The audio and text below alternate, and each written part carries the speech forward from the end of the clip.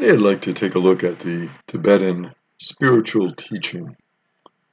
We call this the 7-point training, how to become a more spiritual person, and how in becoming a more spiritual person can help us experience a deeper sense of joy, particularly joy when there is suffering involved, and how we can overcome that suffering and still maintain a spirit of joy. In the 7-point teaching, it starts out with 3 categories of people.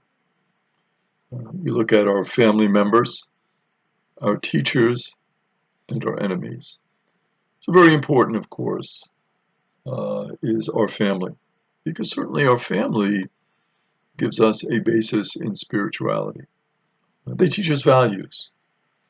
We experience love, warmth, acceptance, caring, kindness. All of these amazing values that we try to build our lives around. These are taught to us, of course, first in our family. And then, secondly, we have our teachers.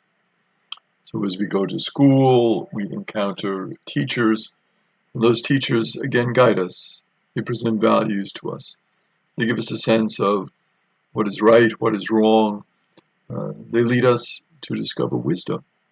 They lead us to discover truth. And the third category of people are our enemies. You might say, well, we've got our families. They teach us great acceptance, great kindness. We have our teachers. Hopefully they're good teachers and they lead us to understand ourselves better and gain a sense of wisdom and truth.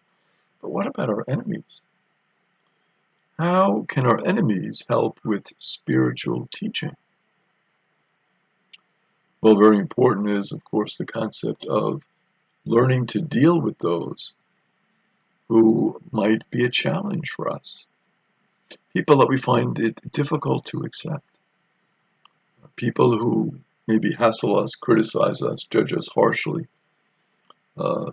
don't show any great love for us. Well, there are people like that, of course, in our world. And it shouldn't surprise us. It is part of living. But the way we deal with our enemies, the way we maintain our spiritual sense of balance in dealing with our enemies, the way we don't let hatred for enemies consume us, or their hatred for us consume us, is very important in developing our spirituality. So it's interesting, the 3 categories of people. The first 2 would sort of be a given, family, teachers. But you notice that it's not so much friends, but enemies that can teach us in the spiritual life.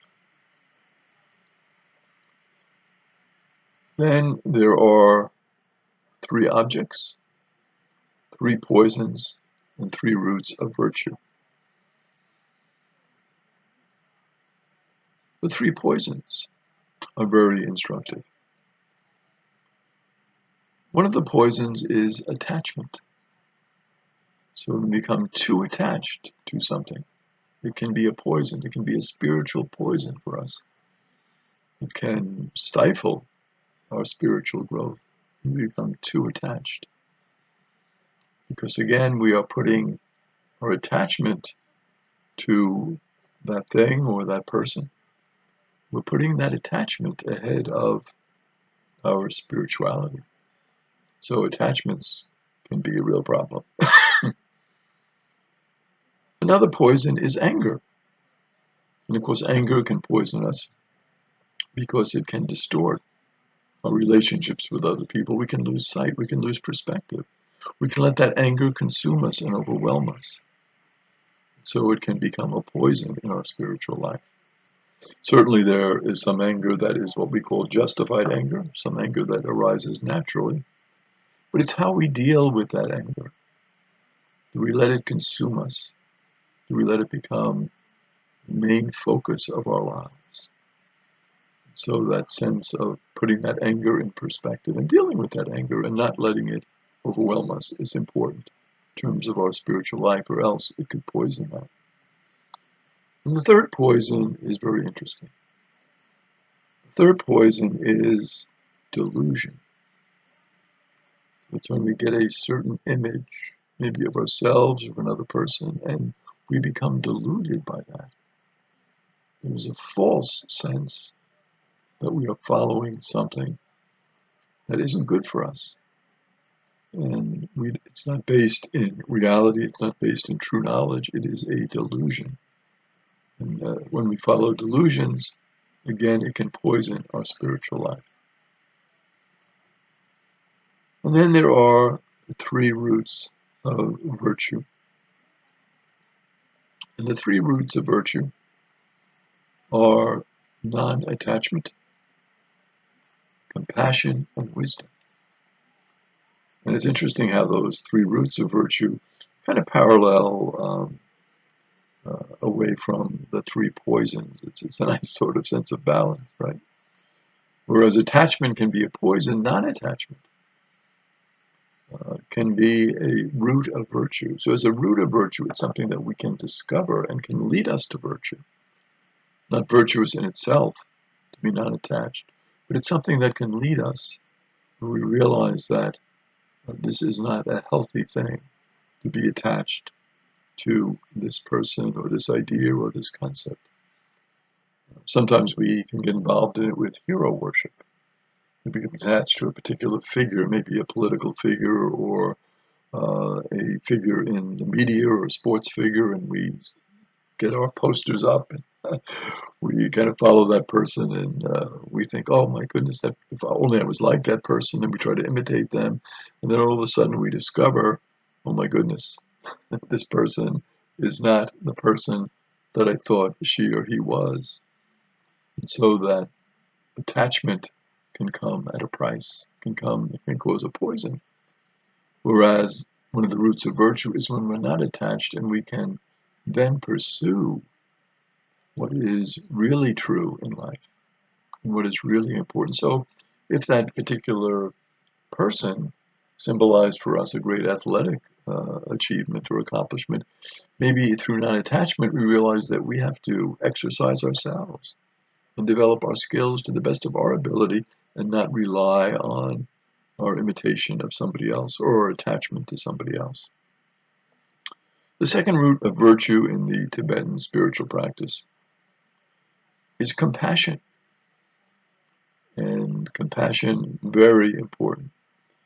And we can see how it is the opposite of that poison, anger. Whereas anger can be very destructive and lead us down to a path where we're just overwhelmed with anger and hatred for others.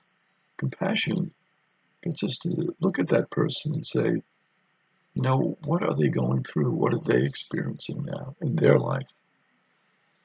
And so we take a different look at them and realize that we could be walking down the same path. So we have compassion for what they've experienced and why they are at this particular point in their life.